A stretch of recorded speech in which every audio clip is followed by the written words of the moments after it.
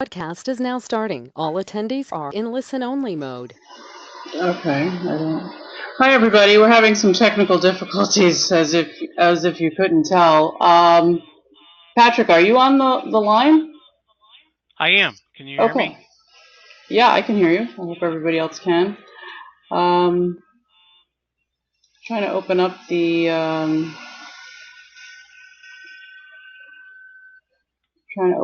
file. Why don't you start talking? Let me see if I can get that file on here, and we'll go from there. I'm not sure why we're not able to get your screen to share.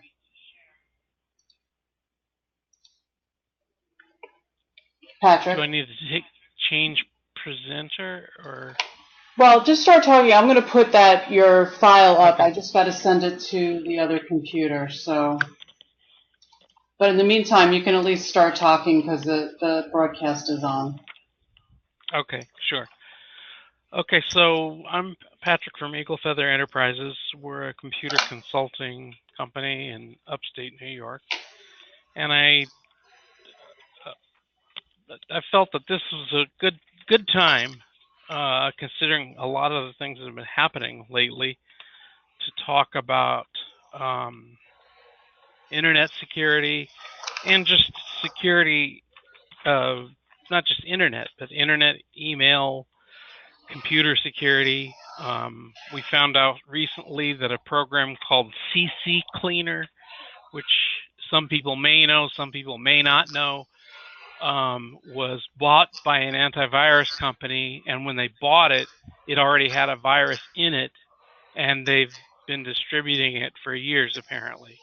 Apparently, they fixed it, but if you know that you have it, you should check that. The second thing was this a company that actually all of us IT people knew very well, called Kaspersky. They sort of, the guy that ran that, his products seemed to be on the up and up and everything, and now it's been found that he's actually Russian, and it turns out that he was helping the Russian government through his software collect data and get information from whomever he needed to. So that software seems to be suspect now. And of course, I'm sure everyone knows about the Equifax breach, which happened about a week or so ago. And unfortunately, this is one of those things where it's really important for an IT department or any company's IT department to be really on their toes. I mean, the breach could easily have been prevented. It turned out that it was their entire computer network and mainframe were connected directly to the website, and that's a big no-no. I mean, nobody does that. I mean, we actually help people create websites, and that's you never do that. You find a way to transfer data back and forth. I think even I mean, Sagni does it that way. I happen to know, that whatever data is important that is on the website is right there, and it doesn't come back to the Sagni site onto their server directly. That should never happen. And to make matters worse, they some computer geek he for about $10.20 created a fake site that was part of their so-called helper site. They had created a website. I think it was called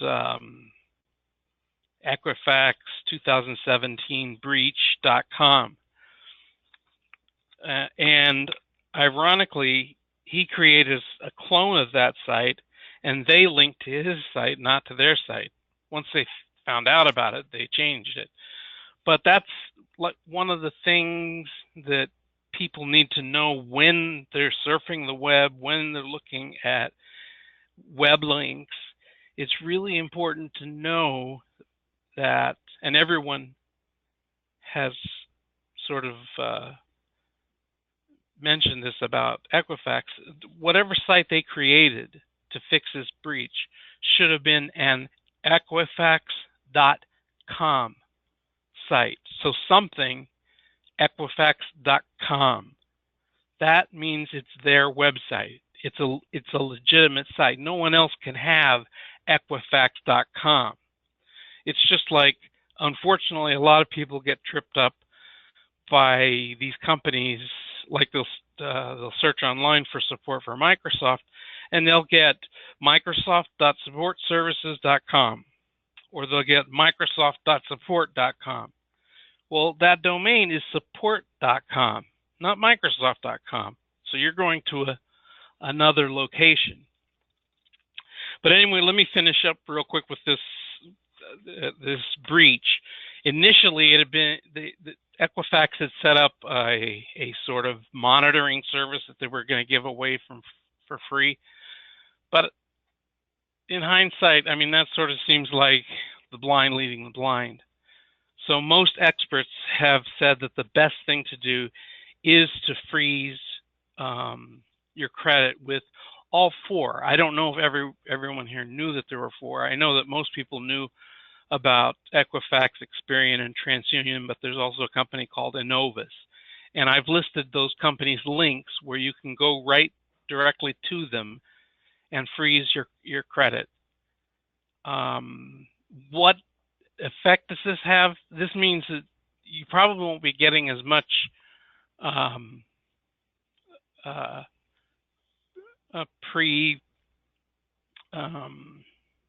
pre-verified credit card applications, because they won't have access to this. And anyone who was able to obtain your information, when they apply for something, they're not going to be able to get in. Because what's going to happen when you freeze your account is that means nobody can get in. If you go to buy a car, that car place can't get in. However, you are going to receive a PIN. And this is really important, because this PIN is the key to unlocking your credit freeze. You can unlock the credit freeze for just that transaction, or you can unlock your credit freeze and leave it unlocked at some point if you feel secure in the future. I know I don't, but if you do. So those are the important things to do regarding this. They're saying 143 million.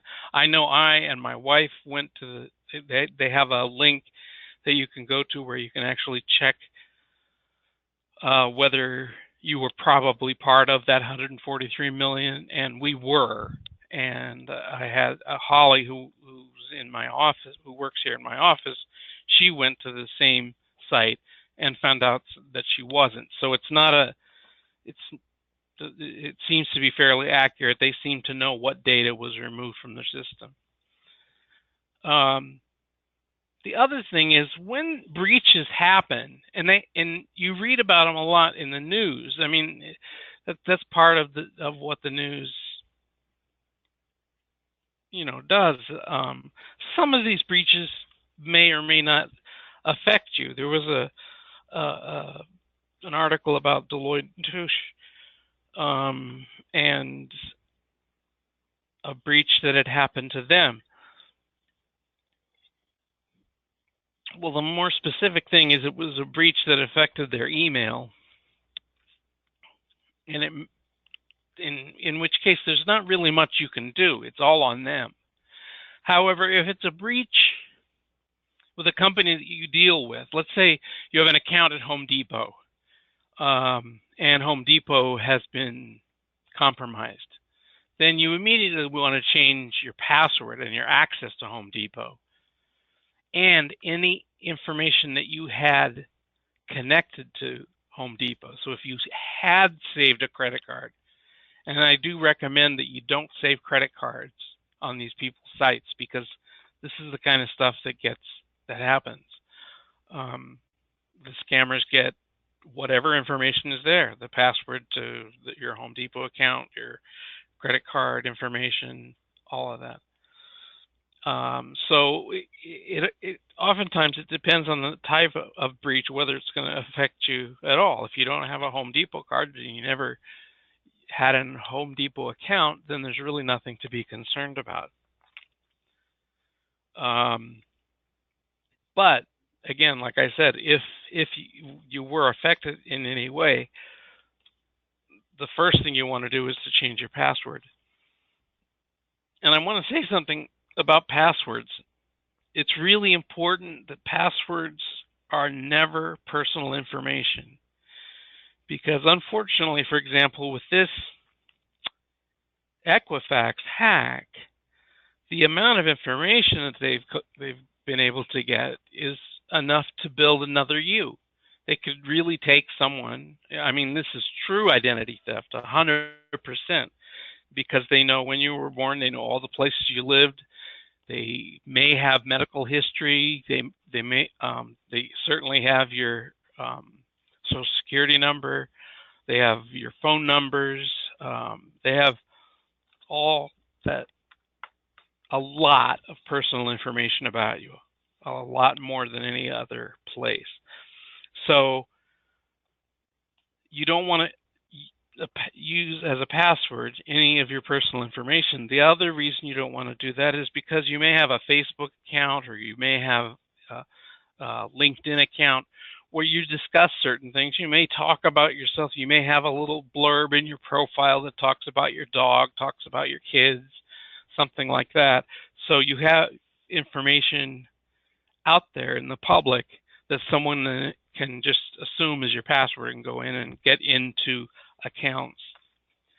Ironically, I had come up with this a few years ago, and just a couple of months ago I heard that this was and this is coming from security experts, that the best password is really a phrase.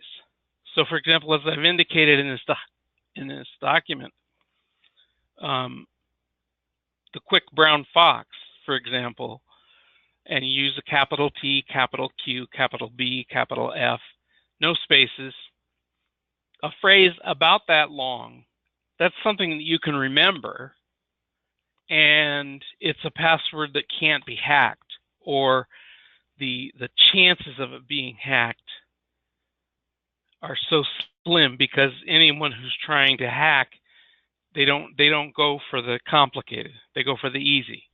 And if it takes them more than 3 seconds, and this I believe I scoped this out, and it would take up to a century to hack.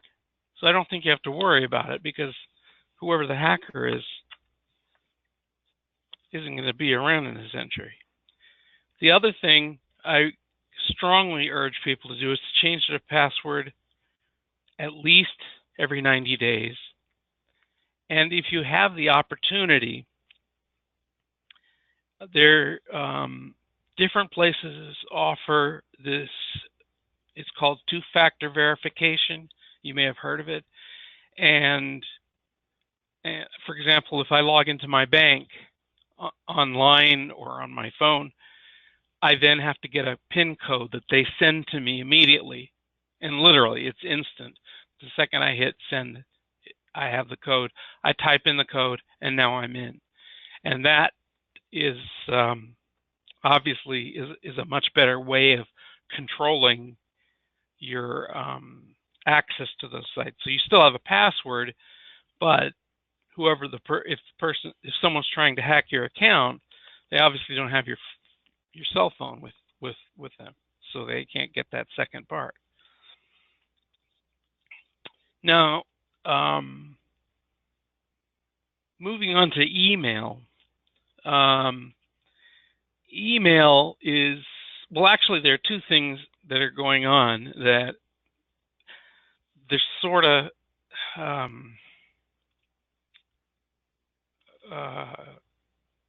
they sort of happen together, because sometimes it's an email, sometimes it may be something that pops up on your screen, and most of these things are scams. If you can you move to the second page?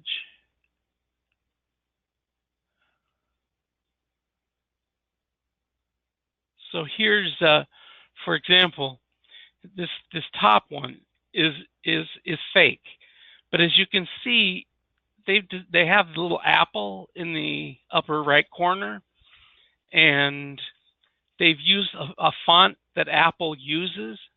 However, that link that says click here to validate your account information is a fake link. It's not taking you to Apple at all. It's taking you to another page that will either install a virus on your computer or will direct you to a site where they ask you to enter, for example, your Apple ID and password. And then when you enter your Apple ID and password, they get that information, and then they can go into Apple and get more information about you. The second one is actually something that popped up on an iPad, and this, it looks almost legitimate. It looks like you really need to do something, and if you hit that close button, it automatically installs a virus on your phone or your iPad. So that's something you have to be careful about too. Unfortunately, we didn't have this type of thing happening, but Apple doesn't communicate that way with its customers, and most. I'm not talking about just Apple, just any phone carrier, any phone operating system is not going to suddenly communicate with this pop-up message. It'll usually be something that's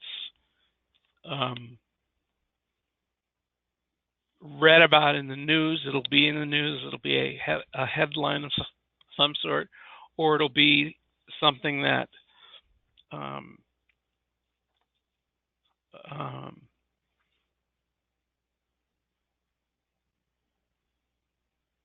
that may come from Apple to your Apple ID email address or a registered email address that you have, but you still have to be careful.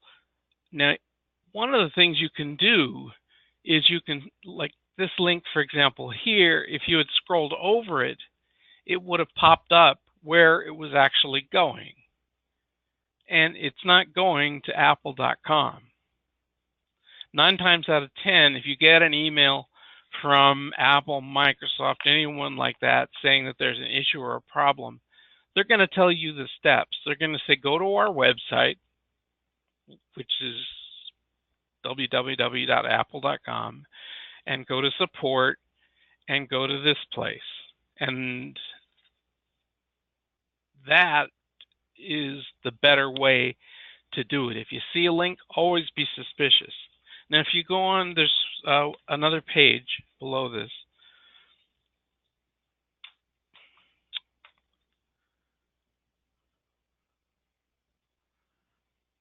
Here you have two more emails that people got. Actually, the top one actually came to me. And first of all, I don't know who Stephen Smith is. Never dealt with him. Manhattan, Kansas. I don't know anything about him. Now, as you can see up at the top, it has his email address, but that email address has been spoofed. There's a very easy way for me to send an email with my email address on it, but it's not coming from me. So I'm a hacker, and I want to send out a blast. I'm going to take someone who people might know, fake their email address, and use that. So you might initially say, oh, okay, yeah, I know Steve. So this is his invoice. Okay. So the minute you click on that link, it installs a virus on your system. So even if the email is from someone that you know, but it seems odd. Like this happens a lot of times, and maybe some of you have seen it before, where an email comes from a friend of yours that says, I'm traveling in such and such a place, and I'm having I lost my wallet, I lost everything, I'm here with my family, and this whole sad story. It turns out his computer got a virus, or they got a hold of his email address somehow and sent these things out, and the links that are in them are actually to get money to them. It'll never go to that person. That person probably isn't even traveling for all intents and purposes. This second email is from the United States Postal Service. Well, I can almost guarantee you a 99% guarantee that the United States Postal Service does not have your email address. And so they don't, and there's no connection with a package and your email address. There may be certain packages, some of the priority mail have a connection to your package through email if you allow that, but that's only going to be giving you tracking information. So these two links that happen to be in here were viruses. And then if you notice, I don't know if you can tell there, but towards the bottom it says you'll need Microsoft Office software to view the doc file. Well, that would never happen. A legitimate company would actually point you to their website. UPS, for example, points you to a link to their UPS.com. In this case, it would be USPS.com. This link that you see here looks legitimate because you see it starts out with www.usps.com/shipping, which is misspelled actually. But if you actually were to roll your mouse over that link, you would see it go to a different place, not USPS.com.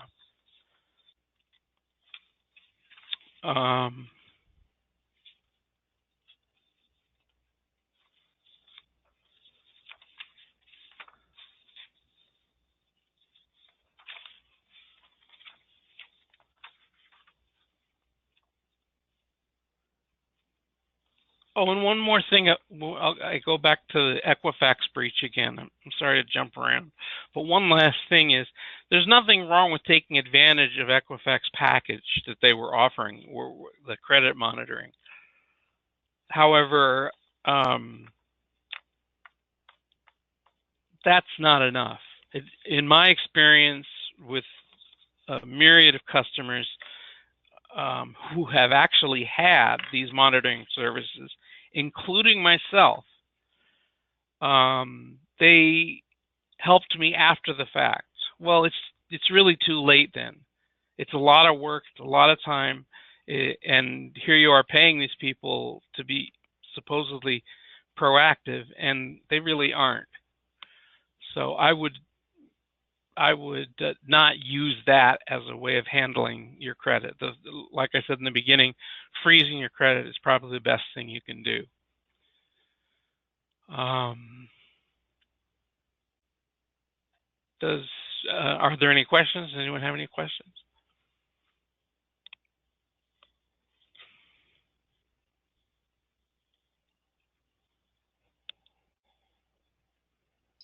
Okay, there is a question. What are your thoughts about people having their birthday on Facebook?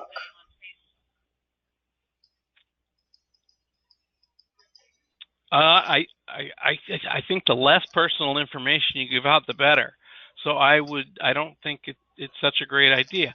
I mean, it's lovely to have everybody send you birthday greetings, and I know that is one of the plus things. But Facebook is another source for people to get data from. Okay. I know some people said that the handout was hard to read on the screen. It is attached to the presentation, so you can download it right from there. And if you have any difficulty with that, you can just email info@sagni.org, and I'll be happy to send it to you. Does anybody else have any other questions? Okay, well, Patrick, thank you so much. This was really very great, very good program, and it's certainly very timely with everything that's going on in the world. Thank you so much, and thank you everybody for participating in the webinar. Please make sure you visit sagni.org for all our latest events and programs, and have a great day. Thank you so much. Thank you.